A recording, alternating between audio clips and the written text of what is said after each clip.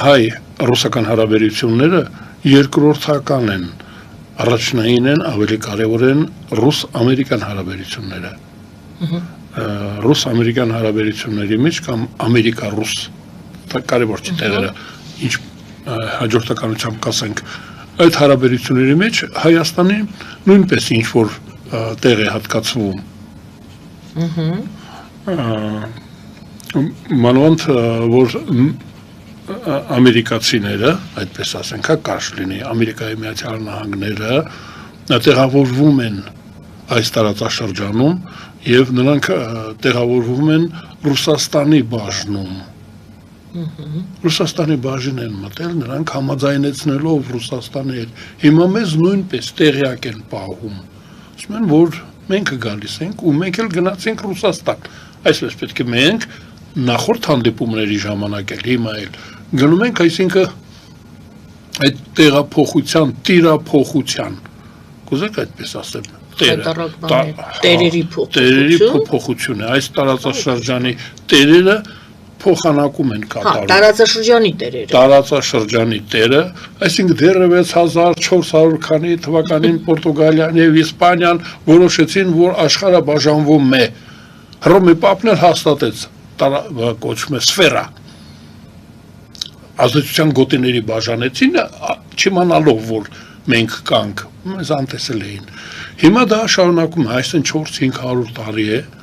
այդ աշխարհի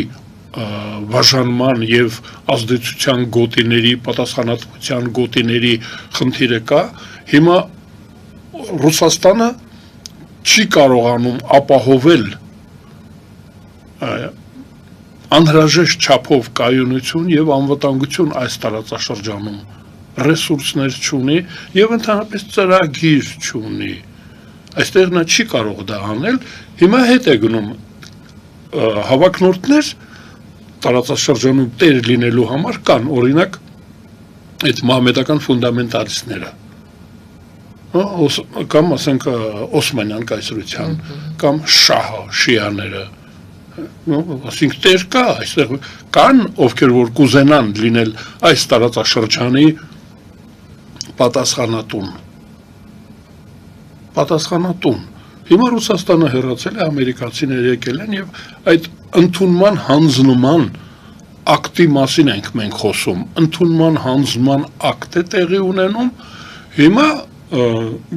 կարևոր էր, որ եթերում դա գնաց, որ լավ, որ մենք մեզ, որ նոյեմբերի 9-ի փաստաթուղթը չեղյալ է համարվել, մենք չէ, Հայաստանը դա չեղյալ չի համարել, մինչև հիմա մենք չենք հայտարարում, որ չենք ճանաչում դա, ուրեմն այդտեղ Լավրովն էր ասես, դե մեզ այդտեղ բան արեք, միջնորդեք, մենք որպես միջնորդ մեզ դիմեց Ռուսաստանը, որ Ամերիկային խնդրենք, որ նախկին տիրոջը մի բան թողեք այստեղից, ինչ որ մասնակցություն։ Ես այդպես հասկացա այս հանդիպումը ու ընդհանրապես միշտ այդ Վլադիմիր Վլադիմիրիչ բան այդ որ գնում էին, խոնարհվում էին, մերոնք ադաբրյամս, ինչ որ ասում են, այո, հիմա գնացին մերոնք ավելի ինքնավստահ էր, Ալեն Սիմոնյան ինքնավստահ այնտեղ այդ լրագրողը, որ հանդիմանելով հարցեր տվեց, այդ ինչեր եք անում, ոնց եք անում, ասես դա ձեր գործը չի, մենք ոչ ձերն ենք, ոչ էլ նրանցն ենք, մենք Հայաստանի շահերն ենք սպասարկում, այսօրվա իշխանությունը, Ալեն Սիմոնյանը դա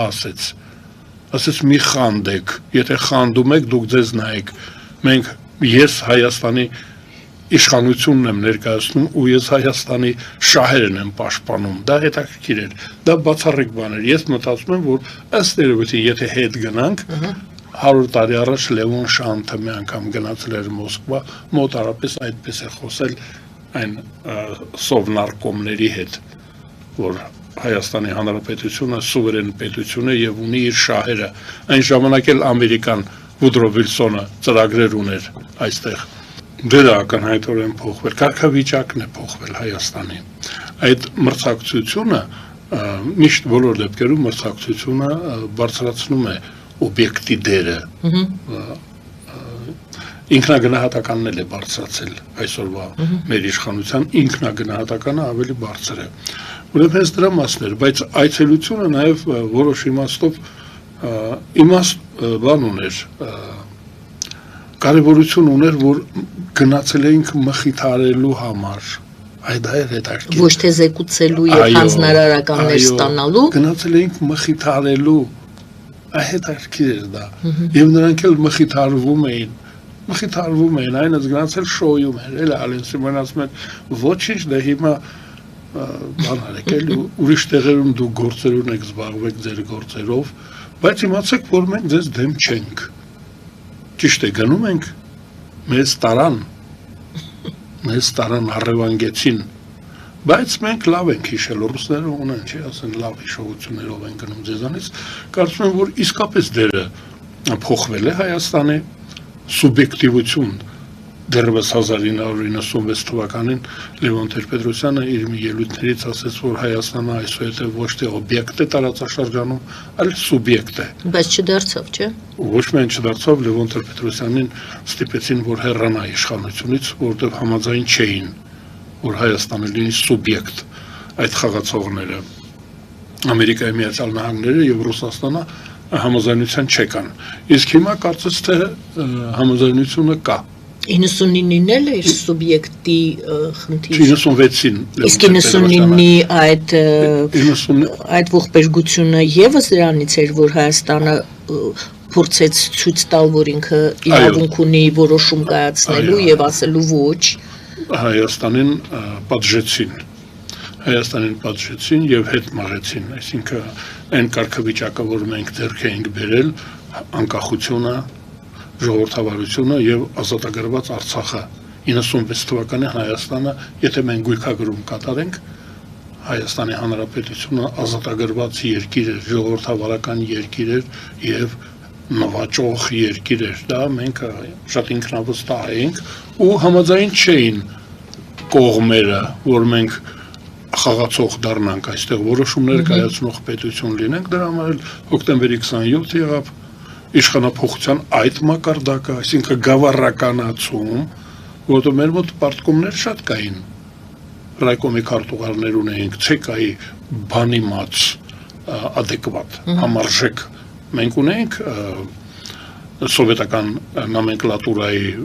Վլադիմիր Մովսեսյանից սկսենք, Կարեն Սերոպիչից սկսենք, Դեմիրճյան, տեսեք ով ունենք, հանկարծ գնացինք կոլխոզի պարտկոմին Ալիևի, բերեցինք Հայաստան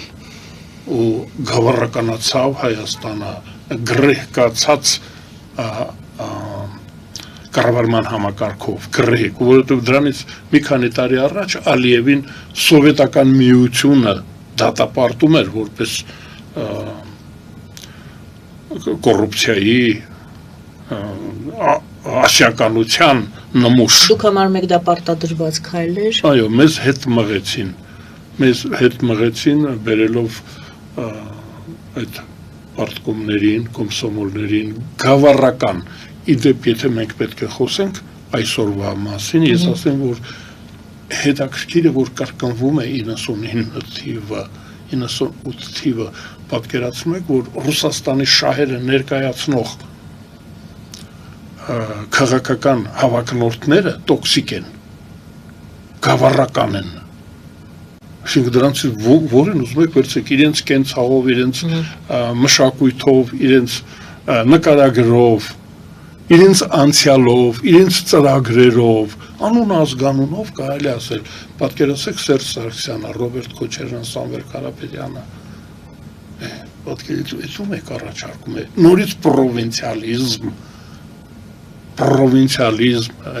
ասում եմ, որ իրանք էլ հասկանան։ Այդ դուք ասում եք ում եք առաջարկում, ով է այդ ում եկը, ով է իրենք առաջարկողը, որ իրենք ներկայացնում են Ռուսաստանի շահերը։ Այսինքն Ռուսաստանն է ներկայացնում։ Ես ձեզ ասեմ տարօրինակ բան է, ռուսները նրանց խոտանել են, որովհետև դեռևս 10 տարի առաջ ակնհայտորեն Հանրապետական կուսակցությունը եւ իր դաշնակիցն, այսինքն ռուսական, պրոռուսական իշխանությունը իր վարկագծով վարկաբեկում էր նաեւ Ռուսաստանը։ Այսինքն մենք ասում ենք սրանք են ձեր դրածոները։ Մարդիկ հայտարարում չասում են մենք ռուս ենք։ Մենք Ռուսաստանի շահերն ենք ներկայացնում, որ մենք դուք գալիս եք Հայաստանը կողոպտելու, բայց գույք պարտքի դիմացը, բայց սեպտեմբերի 3-ը 13 թվականի դրանք ինչ ակցիաներ էին, իհարկե այդպես չէր կարելի անել, նույնիսկ ռուսամետ լինելով, ռուսական շահերը ներկայացնելով, դա հարկավոր էր անել բոնտոն ձևեր կային, չէ, բանակցություններ, քննարկումներ, համոզել, գայթակղել, բայց վեր կացան, վերեցին, ասեցին, դուք այլևս լավ կյանքի հույս չունենաք, գնալու եք, հավասարվեք Տաջիկստանին և Բելորուսին, ձեր ամեն ինչով, այսինքն այդ սարքեցին, ես ասում եմ, գավառամտությունը նաև հնարամտության տար ունի, գիտեք չէ, պրովինցիալները, այդ կոլխոզնիկները թերակշռող, ես այդ ժամանակ առևտուր արել եմ կոլխոզ շուկայից, են որ թերակշռում ու աչկերի տանայում էլի, փչացած ապրանքը դնում է, այդտենց բան արեցին ռուսներին նրանք վարկաբեկեցին իրենց վարկագծով, այդ թալանով, իրենց գրեհկությունով, իրենց ընտանիքներով, այդ ամեն ինչով, պատկերացնում եք, ռուսները դրա համար, մենք Ռուսաստանին մեկ-մեկ պատկերացնում ենք, վալինկաներով, վաներով,